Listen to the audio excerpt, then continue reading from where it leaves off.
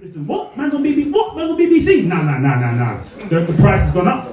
And that enables you to have your price up somewhere else. You understand what I'm saying? So you have to understand the game, you have to understand leverage, you have to understand the value of the opportunity, right? At the same time, you can't let no one take you for an idiot. You know what I'm saying? When it comes to value opportunity, because people want to pay you an exposure. It's like, oh, you ain't paying me an exposure. How am I gonna pay my bills with exposure? So you have to understand the benefits and the values of every single job that you take, and you have to run it. One scene, so I started, like, for instance, no offense to DJs that play funerals, I don't do funerals because I didn't want to be seen as a funeral, because there's funerals every week. You're always going to get them and you're going to get comfortable. There's certain bookings I started turning down because I didn't want to be seen as that type of DJ. So I'm more of like the festival guy, the club guy, weddings. Even weddings, I'm trying to minimize it now. So it's hard. You're gonna be broke for a while, but in the long run, it pays off. It's just you knowing what you want and believing in yourself. Really. Yeah.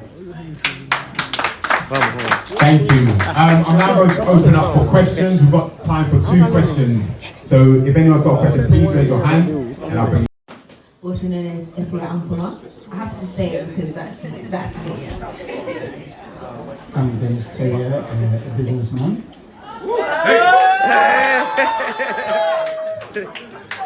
Hi, I'm Prince. I'm a photographer, music video director, editor at Retoucher. I've got a hat and no power to play with business, so I'll just put it that way. Right, so we're going to go straight into it. So we've got musicians and we've got a businessman / promoter. This is your time to aim shots if you want, yeah? So, the first question is, I'm going to aim at you two if that's okay. As musicians, what has been the difficulties you faced with event organizers? I don't necessarily know event organizer issues I've come into. Can I give like a general? You can just show on the street and it looks nice, and that's about it, you go home. But you can't do that back home because, bro, you have to make sure that you clear the road to be able to shoot that first before even, shooting, because that's expensive. Yeah, you get to the corner of the street, it's clear, shoot there, you're done, go, it's London. But yeah, I just feel like I can't compare the UK and Africa right now because Africa's killing it, and that's it. You're absolutely right. I'm not sure if you two have actually connected. Have you connected? Have you spoken to? Huh? Hey. Look at that! I see you shining. Look at that! Right. Okay. Cool. So you're in the same unit. Do you work together? Yeah. How does it work with your fiancé? Okay. We'll leave that to one side. We'll skip it. Right. We've got one more person that's going to join the panelists. He's actually. I remember between myself and my group, I could never say my history without mentioning 90%. When we contributed and broke boundaries for African music to be played on mainstream radio, a lot of people don't know this. Like Choice FM, Stroke Capital now, they didn't even want to listen to anything, a commercial with African music behind it. I remember 1994, I keep saying this. Television in London as a teenager, and I literally remember for the first maybe 5 or 6 years I never made any real money because you're doing work experience or you're volunteering or you're just networking. The creative space a lot of times is who you know and parlaying that into when there's a gig, if there's a show, if there's a film, if there's an audition, they're gonna call you, they're gonna let you know. So it's very possible, and I do think like over the last, I'll say 20 years, there's been a huge shift. When I started as a presenter, to even get a showreel was a big deal because you had to literally get someone to physically record it, edit it for you and so forth. Now most people do everything on this, YouTube.